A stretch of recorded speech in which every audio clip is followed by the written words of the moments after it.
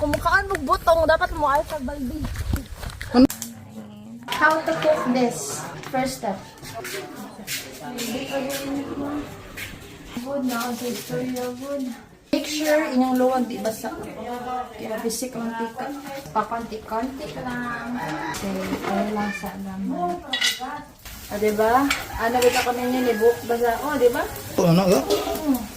Dali rin siya maluto, guys. Mapagod na ako. So, ano, papahinay ang kayo.